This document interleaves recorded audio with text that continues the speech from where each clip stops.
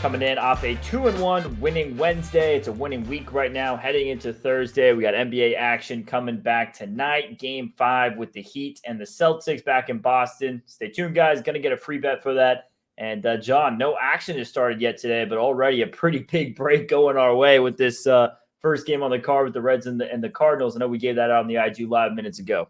Yeah, I don't know if you're going to have time to post this.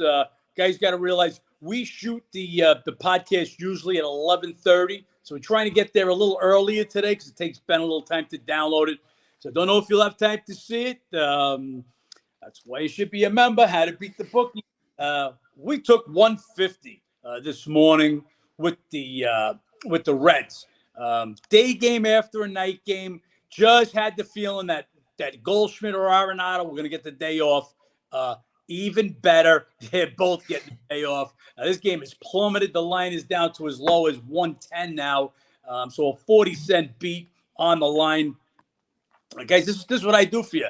Instead of just giving you the favorite, I'm sure guys were sending out St. Louis already today for that early 12:35 fight. This is when you're a real sucker laying $1.65 on a game that's down to 120 minus 125 in that area. Dogs, and more dogs. As Ben told you, 2 and 3 last night. If you watched the show yesterday, we talk about leans. They weren't full bets till later in the day. Okay, they're going to be bets. Become a member or listen to the show. 3 games, the 3 worst teams in the National League. I gave you. There's value there. Reds, they're now winning yesterday's game. They're 14 and 13, better than 500 at home. Yep. Nationals hitting 299 against left-hand pitchers. So we had the Reds plus 442, Nationals plus 138. And as I was just saying on Instagram, I was just getting shit because I was on one of these guys, BR Betting on Instagram. And the one game I gave out there was Colorado. That was my one loser. So I'm the worst handicapper in the world. Meanwhile, they know about my 2 other winners. That's why you got to know all the bets, not just one here and one there. And that's why love having you guys watch us on YouTube. But we don't do the YouTubes on Saturday and Sunday. So you're not getting those plays. You're not getting the bets we make just before game time.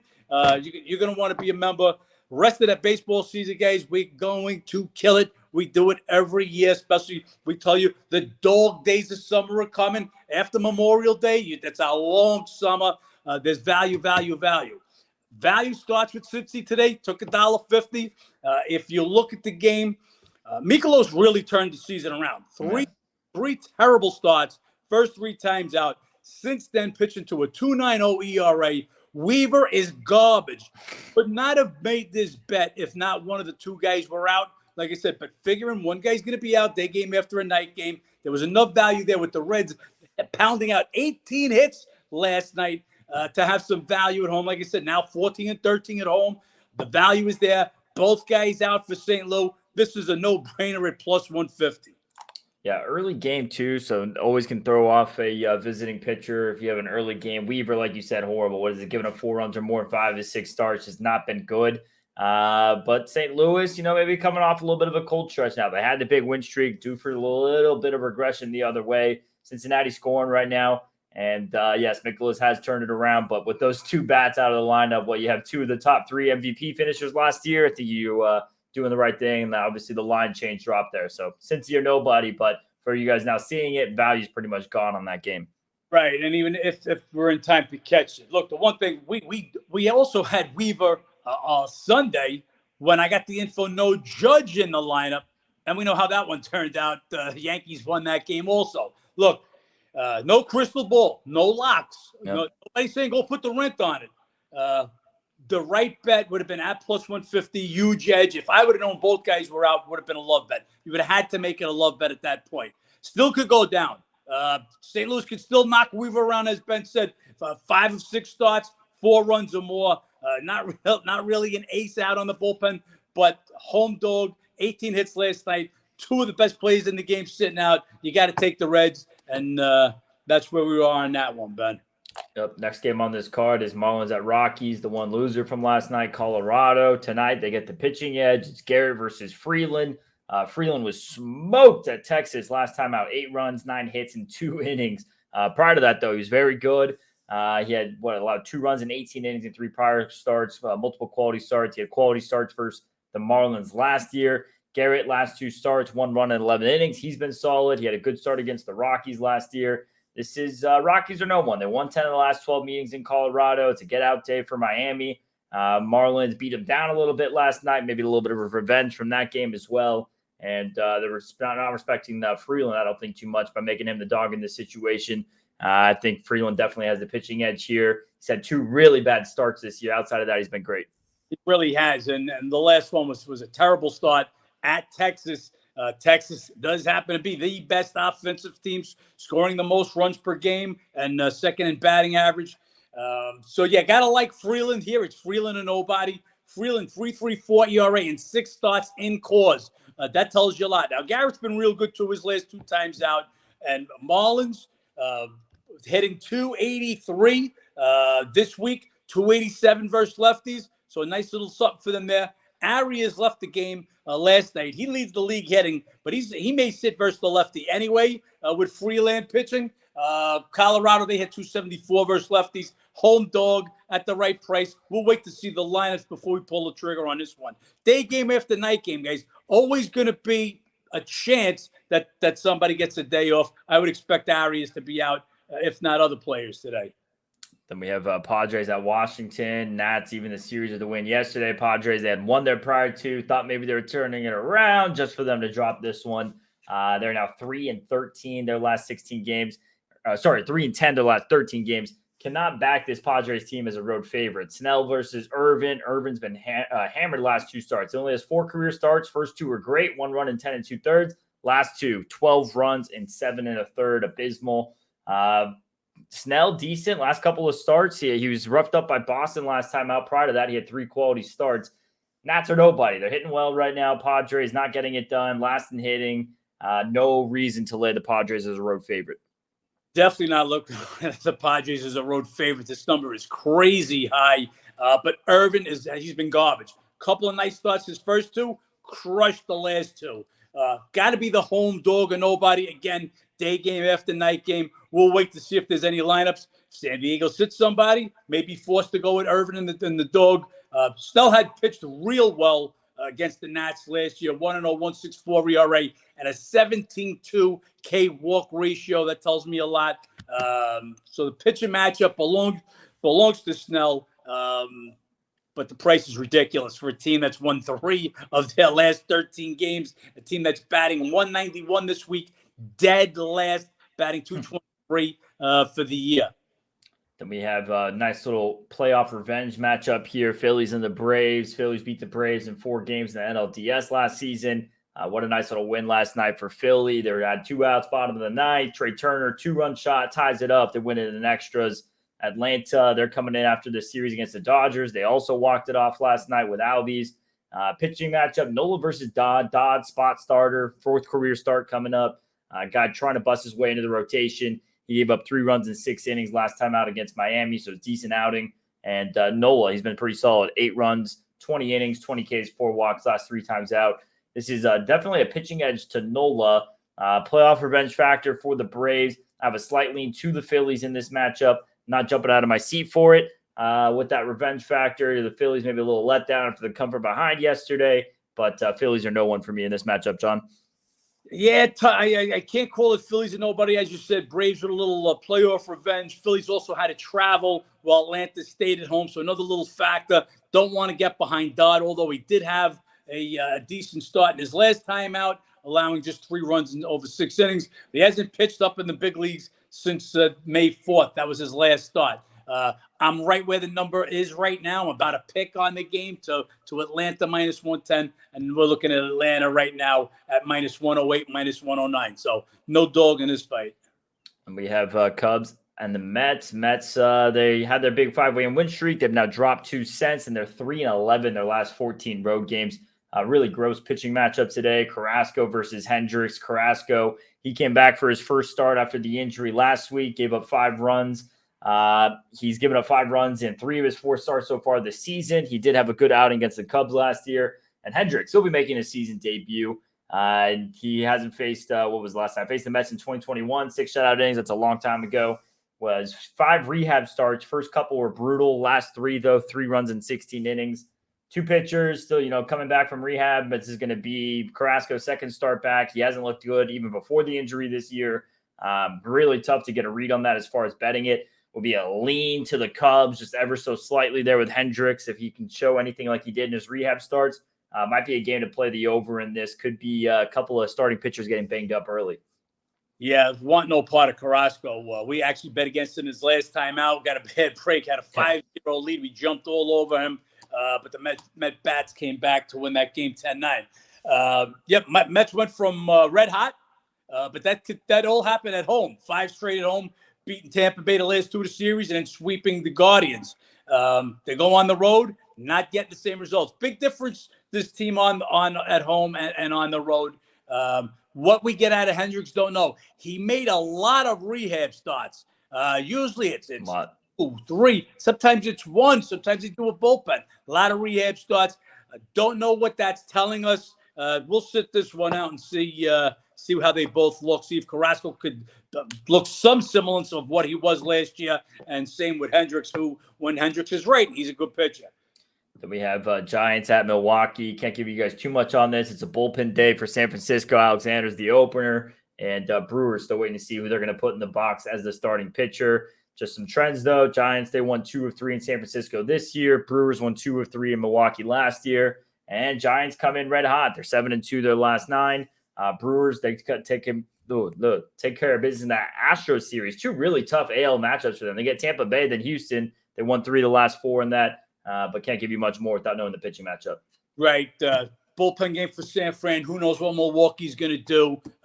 Let's just go on to Toronto at Tampa Bay, Ben. Toronto, if Alcantara wasn't having a big enough letdown of a year, how about Manoah? They've lost his last 4 starts, last 2, 7 runs in 9 2/3. He has been decent on the road, 1-2, 3.33 in 5 starts. He was roughed up by the Rays earlier this season, but was good against them last year. And he had a similar situation with the Yankees. He was good against them earlier this year, was great against them last year, and then his last start against the Yanks, they roughed him up as well. Eflin, all you need to know is his home stats. 5-0, 2.40 in 5 starts, 34 Ks, 1 walk. He has been great at home. They won 7 of his 8 starts. This would be Tampa Bay or nobody for me. I can't back Manoah. I want the dogs in this matchup as a read. I want in all these AL East battles, it's dog. Can't back Manoah here. Eflin's been too good at home. You're not the only one that can't back him. Every sharp guy in the world is all over Tampa Bay. This game opened -130 last night. Right now, the line is sitting anywhere from the lowest is -160 at Circa to I see as high as 167. So they're unloading on Tampa Bay. Toronto's in trouble right now. They've lost 6 of 7. They had that one game where they bust out 20 runs, and then they go right back to not scoring. Tampa Bay just playing great at home. Look, they've regressed a little bit because they were playing over 800 ball. No. Obviously, that's not going to happen for the rest of the season. Eflin's been good. Manoah's been terrible. Not okay. He's been terrible. This guy was an all-star pitcher last year. Doesn't look like one this year. So the money has all gone on Tampa Bay, and it's warranted. It would be Tampa Bay and nobody. Not at this number. The number's now at where I make it. But at -130, even at -140, this was a Tampa Bay play. We're actually a little sorry we missed this one. Then we have White Sox at Detroit, Giolito and Fado. Giolito, he's been solid. 6 of his last 8 starts, quality starts. Last 2, 5 runs in 12 innings, 10 Ks, 1 walk. Then you have Fado, who's not been so hot. Lost his last 3 starts, giving up 5 home runs in 15 2/3. Weird matchup history. Last year, the road team really dominated this series. White Sox, they won 7 of 9 at Detroit, and they come in hot. They've won 5 of 6. They're beating up on this Guardians team, beating up on KC. You have this Tigers team who they just had a series with Kansas City. They won 2 of 3. This would be the slightest of leans to Detroit on this card. I'd definitely give the pitching edge to Giolito. They're playing better right now. Just not wanting to lay close to -150 on the road with the White Sox. Yeah, Giolito he's absolutely turned it around. Looking real good. Look, we talked about this last week. Matter of fact, it was last Thursday. We talked about our top 5, our bottom 5. Mm-hmm. And said the bottom 6 would be the White Sox. But we expected them to get out of there, and that's what they're doing. Giolito turning around pitching. Cease has been great pitching. Even Lynn has made a couple of better. Yeah. Who's the other kid that I'm missing? Cease. not Cease. Kopech. Kopech has turned it around also a little bit. So White Sox on the way up. Now, the big thing for me is going to be, is Robert in today? He missed yesterday. He leads the team with 13 home runs. If he's not in, I'll see value with Tigers. Tigers somehow are in second place in the Central Division there.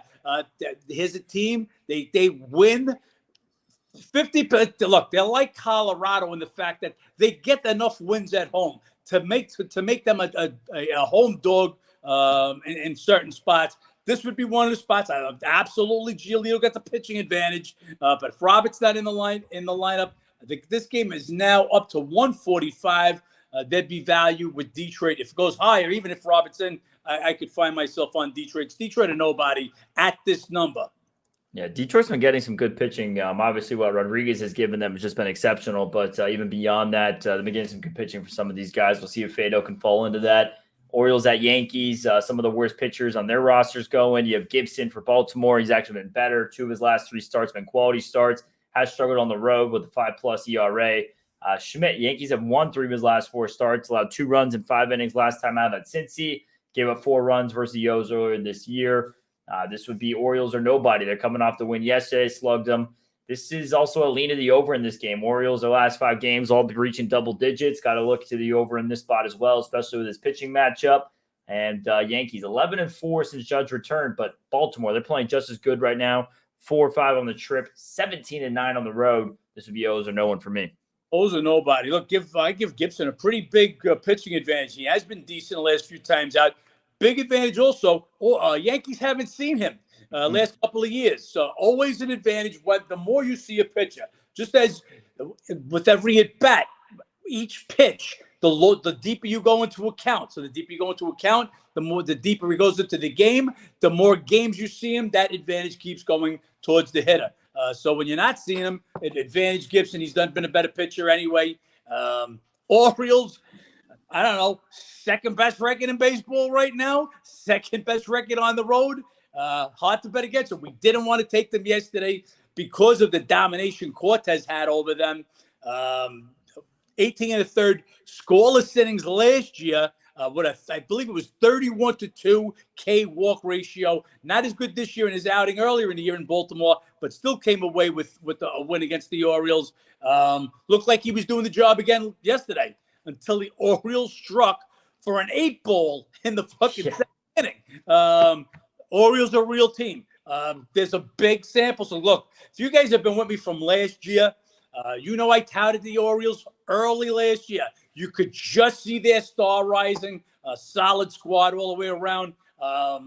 They need a little more pitching, but their hitting is great. Everything else, this team never gives up. Down 4-1, boom, they come back. One mistake, they pitched to Judge tonight with a 5-4 lead in the 9th inning with nobody on base. You don't have to pitch to him there. That cost us. But, it's Orioles or nobody tonight. And then last game, Oakland at Seattle. John, I won't tell you I'm leaning to the A's today, but you look at those pitching stats for Sears, you just might want to. I mean, look what he's done against Seattle. 6 shutout innings against them earlier this year. It was a really bad loss on the A's. They had the lead the whole way, blow it in the 9th, lose 7-2 in extras. Last year against Seattle, he went 2-0, 0.56 ERA. Pretty much lights out against the Mariners. Gilbert, he's been good. Definitely gets the pitching edge. 3 of his last 4 starts were quality starts, 9 runs in 24 1/3. And Sears has struggled on the road, 6+ ERA. But what are they now? 2-15 their last 17 games, 5-21 on the road. Shouldn't bet the A's. Should stay away from that game.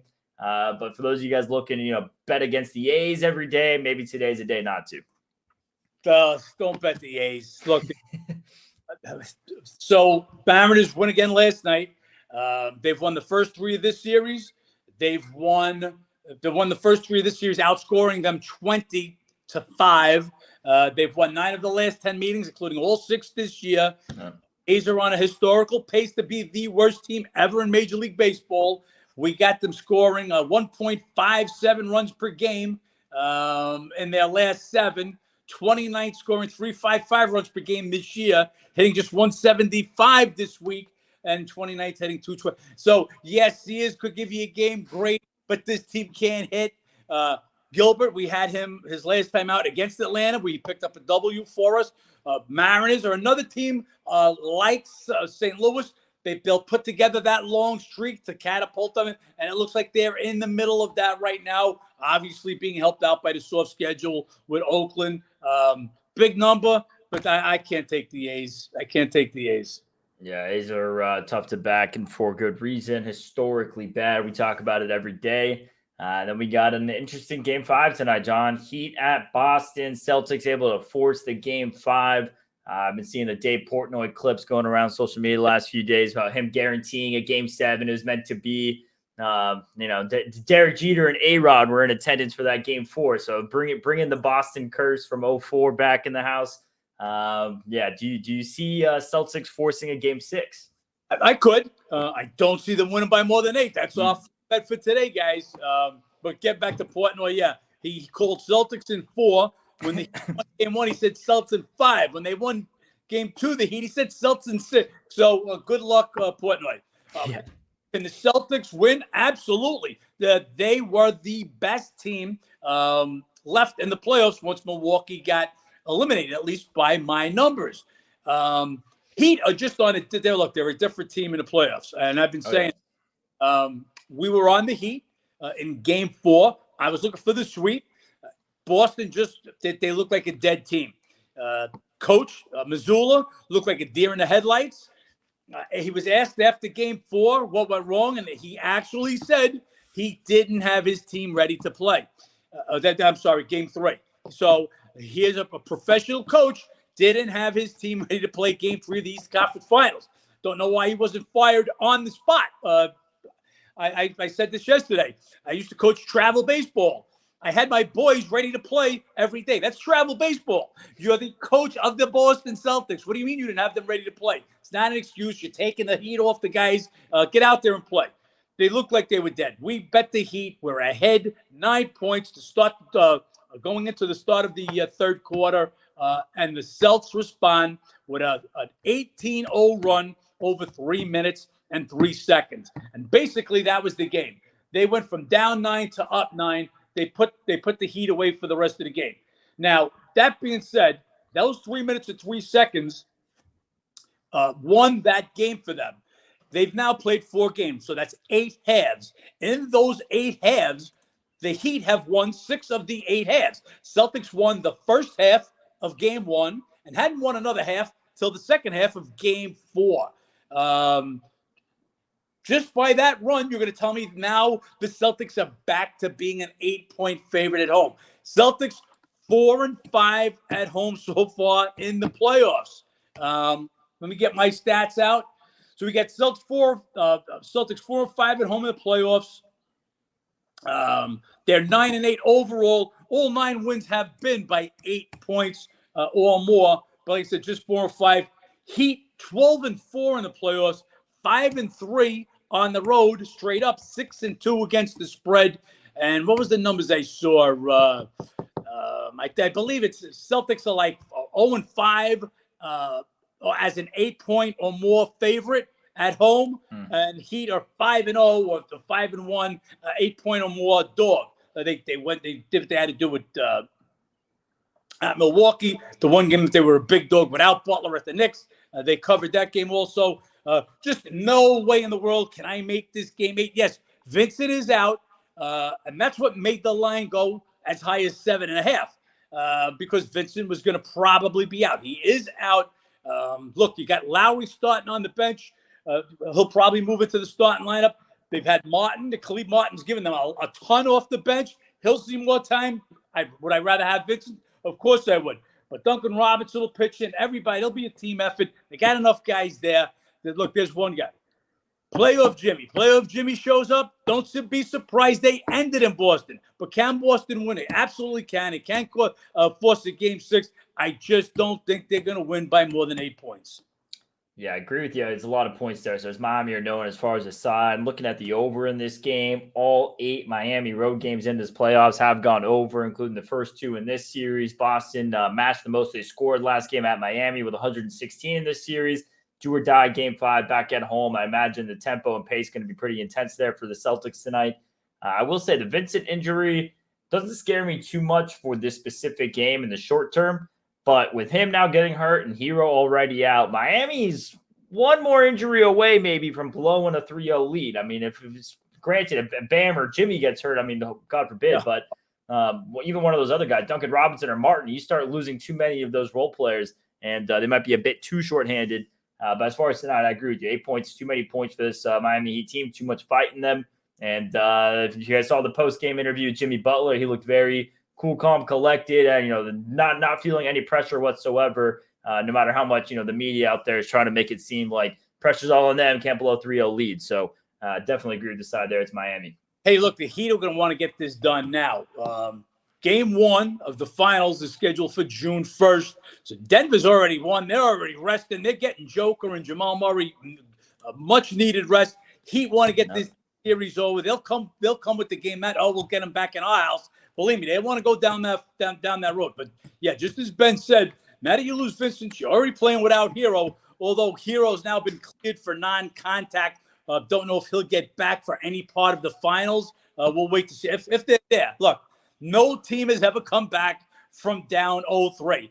I believe it's 150 teams have been in that situation down 0-3 with 0 coming back. So this would be historical, absolutely.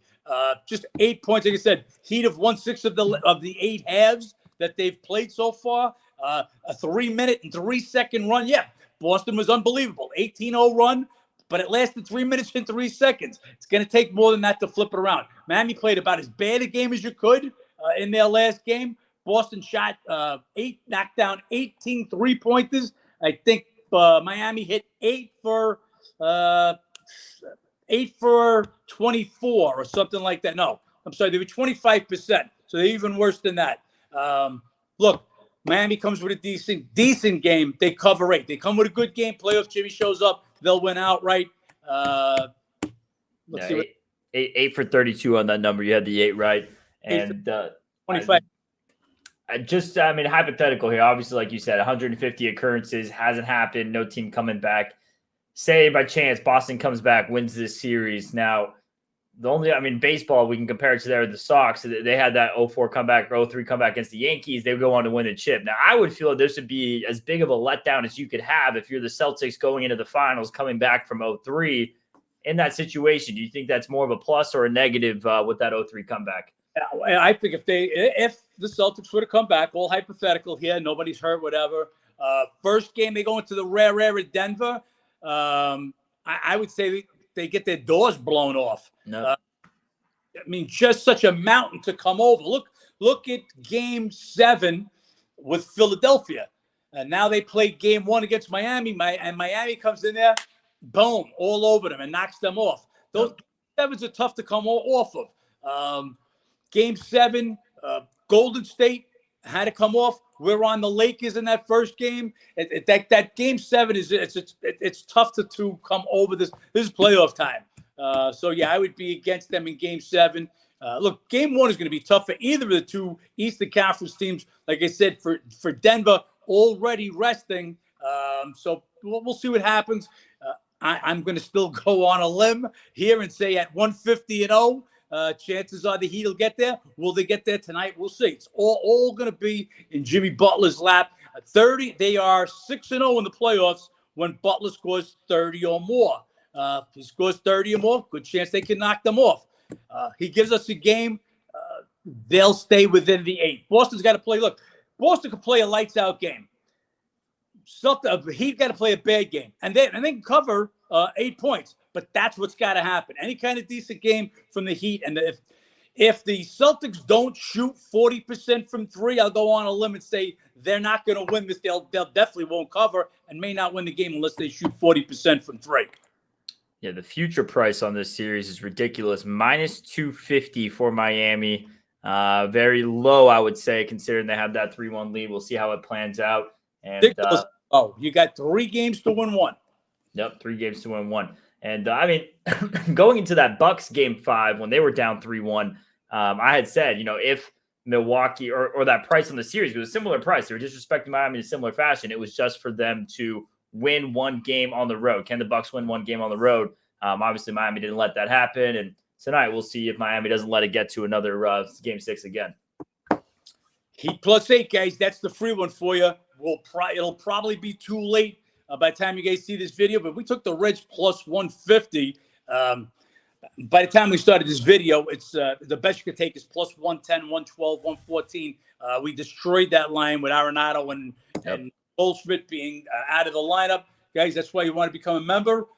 I'm just watching this game. Tampa Bay has now gone to a 170 favorite. So this is the hottest game of the day, but that number is beat up. So we get the lineups here. Springer out for Toronto. Yandy Diaz will remain out for Tampa Bay. He missed yesterday. Yandy Diaz, it's a big bat for them. 11 home runs, 321 leads the team batting average. So a couple of bats out, for one for each team. Big number now, 170. Look, this around where the number I thought it should be. Not much. Didn't want the favorites going here. Toronto just ice cold. Tampa Bay been real good at home, but now that number, you're not beating the number at this point.